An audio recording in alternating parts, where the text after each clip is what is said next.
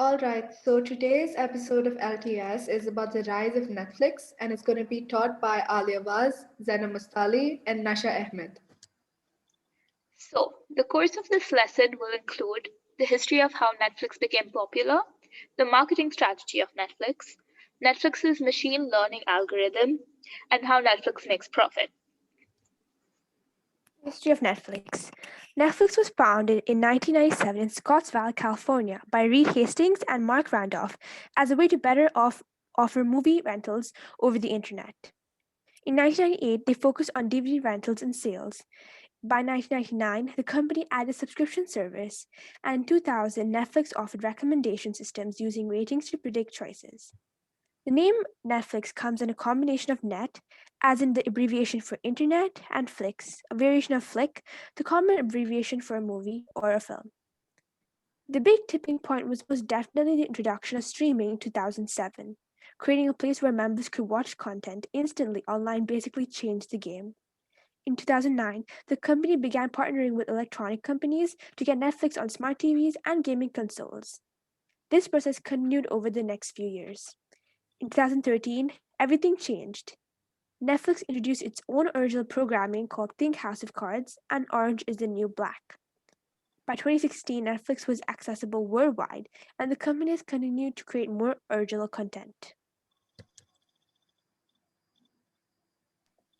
By the end of the year 2019 alone, Netflix generated a profit of 1.86 billion US dollars.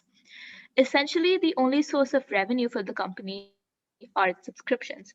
Streaming services are available at three tiers, with high cost subscriptions offering streaming to additional devices and in higher quality definition.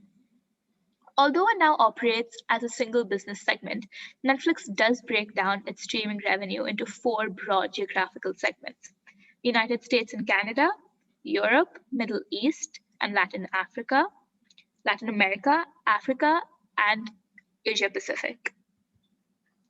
Okay, so how exactly does Netflix's algorithm work? Well, it works in four main steps, the first one being categorizing, the second one being data factors, the third one being the algorithm itself, and the fourth one being accuracy index. Categorizing is when you as a user is put into a genre, and data factors is when you as a user is put into a micro genre. Now, how does the ML algorithm work? Well, again, there's four main steps. The first one being inputting data sets, that is large amounts of the data for the model to train with.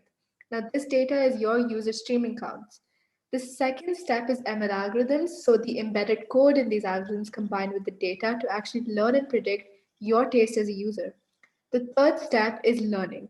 So the machine learning algorithm learns from recurring patterns of features of the data. And in turn, the fourth step is the accuracy index improves, which is basically how accurate Netflix's model is.